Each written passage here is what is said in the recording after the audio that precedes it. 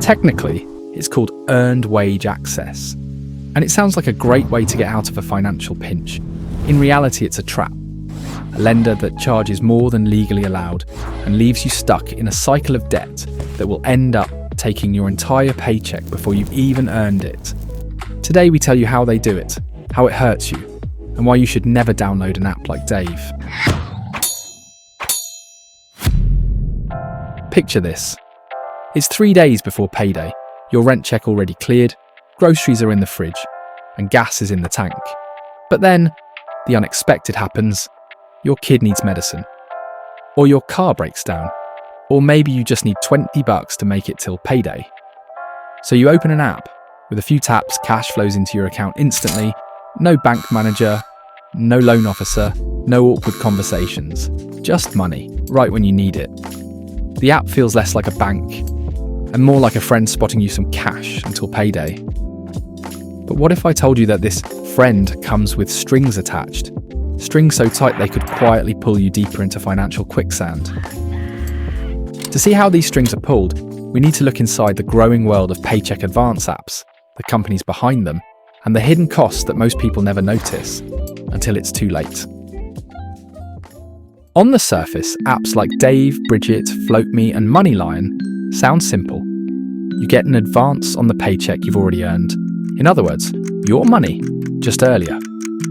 The companies behind them like to say, this isn't a loan, it's a cash advance. The marketing language is clever. Loans come with scary words like interest rates and collections. But cash advances, those sound harmless, like an HR perk your employer forgot to tell you about. Here's the basic mechanic. You connect your bank account to the app. The app scans your balance, spending patterns, and pay schedule. Based on its algorithm, it decides how much you can safely borrow, often $20 or $75, maybe up to $500. And then on payday, the app withdraws the money directly from your account.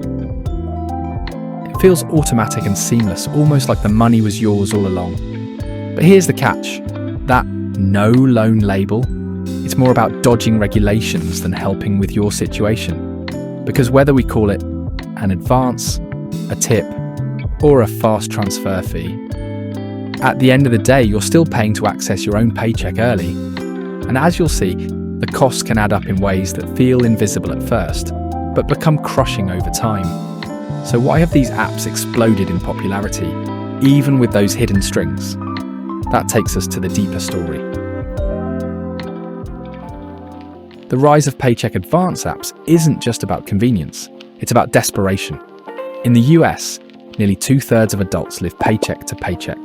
A $400 emergency, according to the Federal Reserve, is enough to throw most households into chaos. Traditional banks weren't built for these realities. Payday lenders were, though in ways that trapped people in cycles of debt. Advance apps swooped in with a different pitch. We're not predators, we're your safety net. They advertise with bright colours, friendly mascots, and taglines that make it sound like they're here to help. Dave literally uses a cartoon bear as its mascot. And the public bought it up. By 2023, tens of millions of Americans had downloaded at least one of these apps. For many, it was their first step into the world of digital banking. And the pandemic supercharged this growth.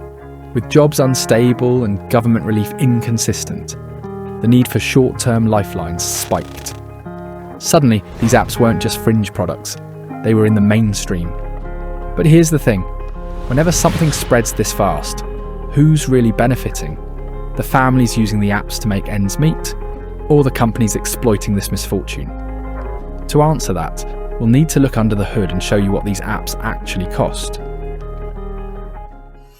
Hello, CSE here. If you're enjoying the video, please click the subscribe button or leave a like. It doesn't take much, but it helps a whole lot. Now back to the video. If you ask Dave or Brigit how much their service costs, they'll say, nothing, unless you want to tip. That sounds like a deal.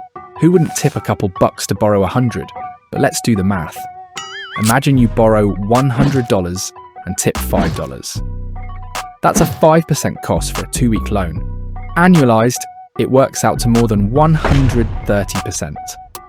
Add in the express transfer fees, which are often another $2 to $10, and you're looking at a triple-digit annual percentage rate that rivals the worst payday loan companies. A 2024 report by the Centre for Responsible Lending found the effective rate for some app users hit an average of 367%. In other words, the same level that regulators previously deemed predatory and illegal. And the costs don't stop there.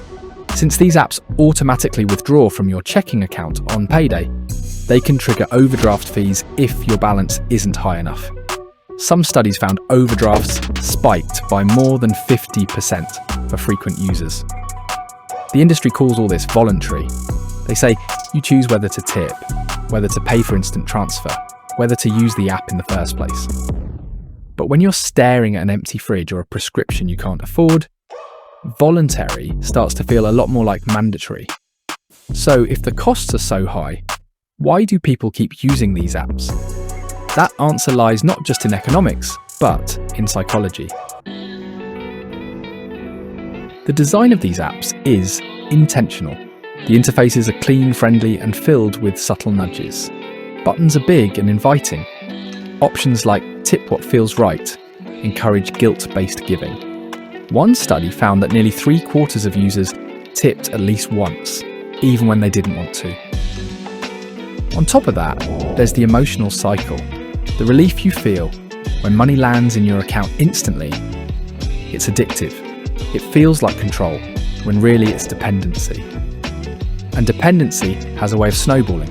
Borrow this week, repay on payday, then suddenly you're short again next week, so you borrow again. Over time, many users realise they haven't broken free from the cycle. They've just switched to an app on their phone. There are real human stories behind these numbers.